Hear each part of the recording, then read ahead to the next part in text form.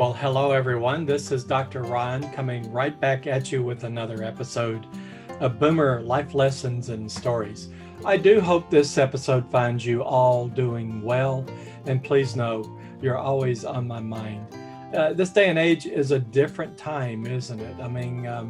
It's not just a metaphorical statement, it's a statement that we are living in drastically different times because of our environment. And the environment has things going on in it, such as the pandemic and other conflicts that we kind of see, and we're sitting on the sidelines. So historically, it's going to be interesting to see in the next 10, 15, 20 years what is said about the times that we're living in today, and what is said about the people that lived during these times and how they interacted with one another. I hope it can be said of me and of my loved ones and friends that we always endeavored to do the right thing, and that we always strove to help others when they were in a bit of trouble. Because really, as you've heard me say on so many episodes, what really is it all about? And it's about, advancing yourself so that you can take care of your family, take care of your career, and also take care of your community. These things are truly important. Why are they important? Because they are so very unique to you and those that you engage with. We're not defined by our possessions.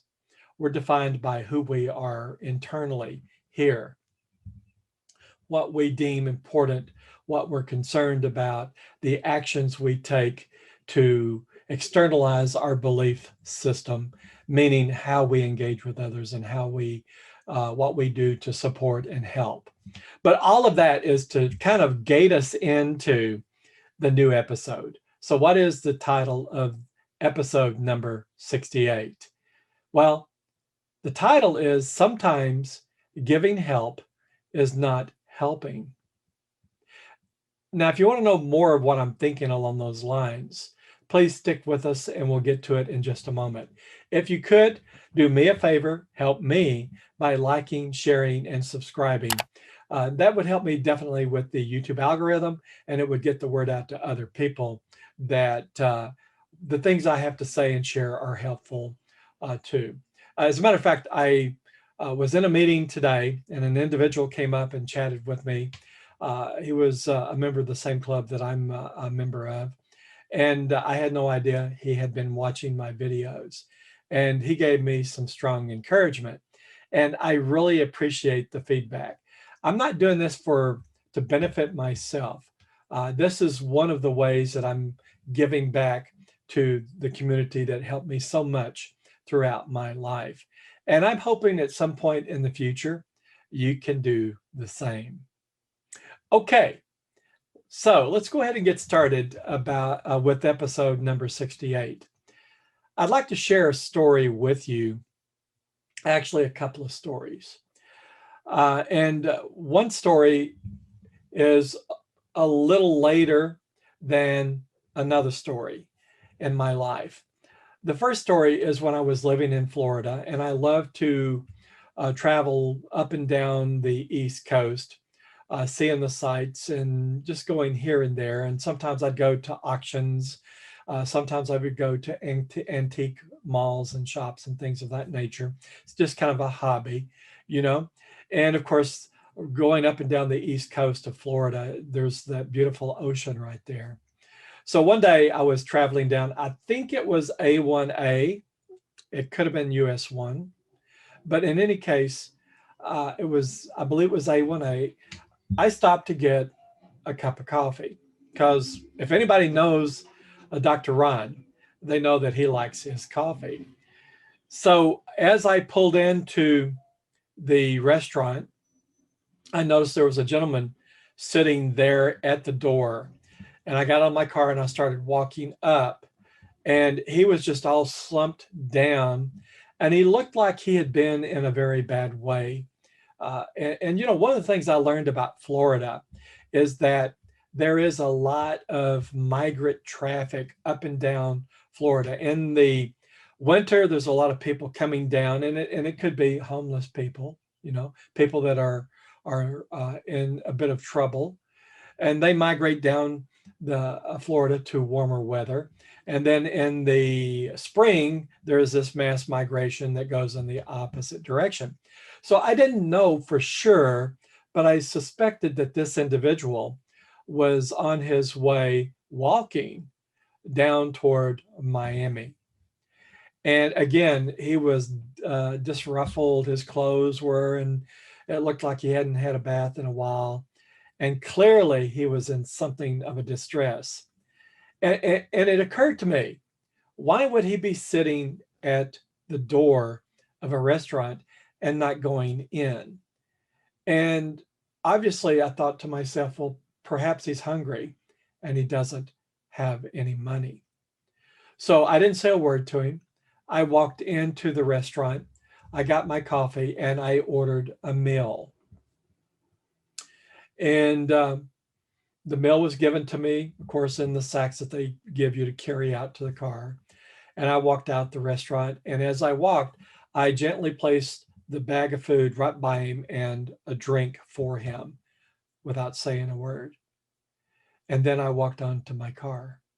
And by the time I had backed my car out, I looked over to where he was, and he was sitting there looking at me, and he nodded his head to me, and he was eating his meal. Now, I don't know how much of a help that was to him, but I do know that he was hungry, and at least he had one good meal. That was clearly an example of a person that needed help, and the way of satisfying that help was by somebody doing something for that individual. We see people like that throughout our lives, and we do the right thing by being charitable, either by giving of our time and effort to help people, or by giving of our money so that things can be done for them, places to stay, medical help, whatever it is, we give our money to help in that regard. So whether it's through our own individual actions or through the money that we've earned and saved that we give freely to others in need, people are helped directly by our actions. But that's not the title of this episode. This episode is entitled, Sometimes Giving Help is Not Helping. And you may think that's a hard or a harsh reality. And you might think to yourself, well, clearly, if an individual needs help, I'm going to jump in with both feet. And I would say most of the time that is perhaps the right thing to do, but not all of the time. And the reason why I say that is you have to look at the context of the help and what's going on in the background or with the individual to determine if by acting an act on your part really is helping, or perhaps an act of charity and giving money is facilitating perhaps something that is detrimental to the individual's health. So let's go back a little further in my life. I am out of high school and I'm going to college, and I have a job working at a grocery store called Weingardens. Now, Weingardens in the 70s, they were both in real estate and in the grocery business. And so I was a clerk there running a cash register for the grocery store. I've been with them for 5 or 6 years through high school, and then part of the time I was in college. And it was a great company to work for. There were good people that I worked with there. But needless to say, when it came lunchtime, I was ready to have my lunch and take a break, because when you're working at a register, you're working 100%. There's no break. So I did enjoy my quiet time eating my lunch. And there was a restaurant, it was a fast food restaurant down the road. Actually, that restaurant was Dairy Queen. And Dairy Queen was catty-cornered to my church. The church stood on 23rd and Broadway in Little Rock, Arkansas. The church was called at that time Park Place Baptist Church. And so I always loved to go there at 23rd and Broadway and eat my lunch at Dairy Queen when I was working. And, I was quite familiar with the area because on a Sunday morning when we're all standing on the sidewalk, talking to one another, getting ready to go into church, had been any number of times people had come by and that they were in need. And of course, we reached out and helped the people there that came by. Whether they came into church or not, we tried to do what we could for them. But I also come to know that that area was rampant for drug use. You kind of know where I'm going now, don't you? So one day, it was a Saturday, I had been working all morning, and it came time for me to go take my hour's break for lunch. And so I jump up, go get in the car. I drove down to Dairy Queen. And as I was standing there getting ready to order, a gentleman come walking up to me. And again, I could tell he was in distress, but he had a glazed look in his eyes. And he said to me, "Could you give me some money so I could get something to eat?" Now, lots of things were going through my mind at the time. One of the things was that if I give him money, is he really going to use that money to buy something to eat? Or is he going to go down the street to the local drug dealer and perhaps buy his next fix? And given the state that he was in and exhibiting the symptoms that he was exhibiting there in front of me inside the restaurant, inside Dairy Queen, I was dubious. And I also thought, if I give him money and if it is for drugs, then I'm enabling him. I'm empowering him to continue doing something that is very detrimental to his health. So I was faced with a conundrum. What do I do? So I turned to him and I said, I know you're hungry. And I tell you, here's what I want to do. Do you see the menu up there? You tell me anything you want and I will buy it, and let's sit down and have a good conversation and eat our lunch together. I thought that was the right thing to do. I thought it was the best thing to do. And I was stunned because he said some very vile things to me standing there in that restaurant and then turned around and walked out. So I struggled with that during my young adult life. I truly don't believe that I had said anything to offend him, but I certainly wanted to give him a good meal. And I offered not only a meal, but somebody to talk with, somebody to talk to, maybe to get to know, and perhaps maybe even to have lunch again some other Saturday when I was working. But that's not what he was after.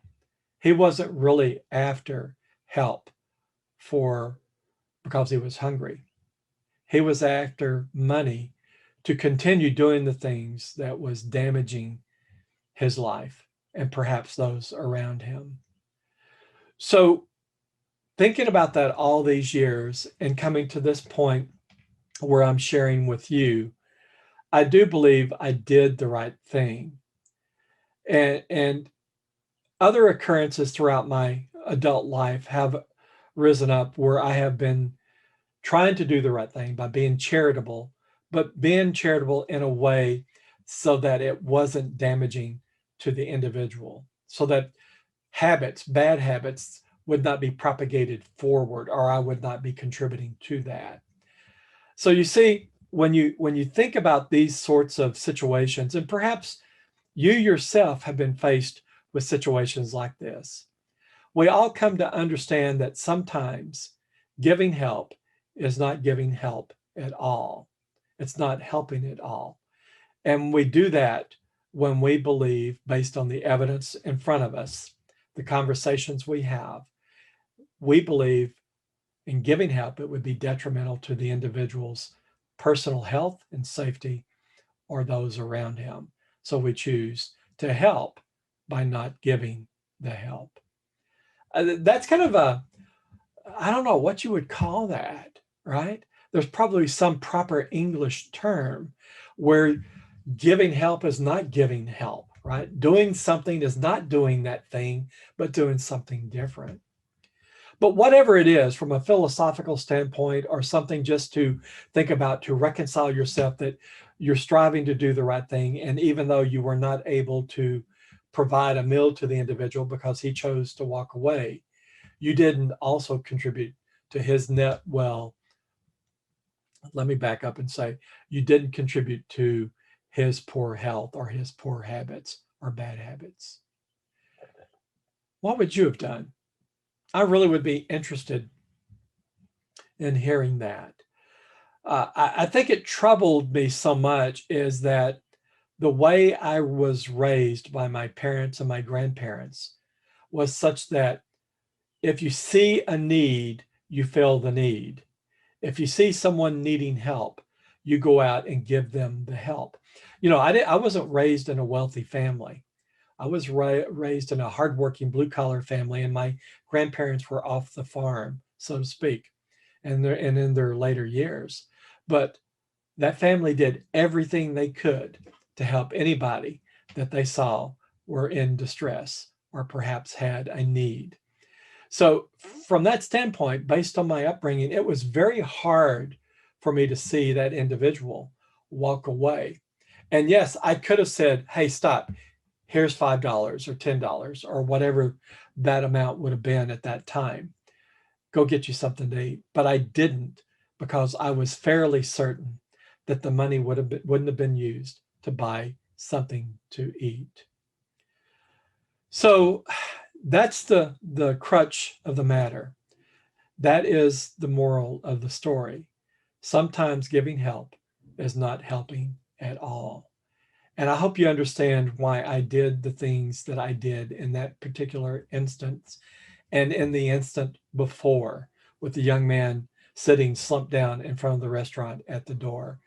I gave him help by not asking anything in return. I bought the meal, set it down beside him, and he ate it. The other one, I offered to buy the meal along with companionship to talk there at the table, and he chose to walk away. And perhaps that's another message we all need to learn. Sometimes things don't turn out as you expect them to do. To your best effort, to your best intentions, they just don't. And we just have to let it go. And with that, my friends, you take care of yourself. Be all you can be by always striving to do the right thing. Take care of your family and help the community. And with that, all the best.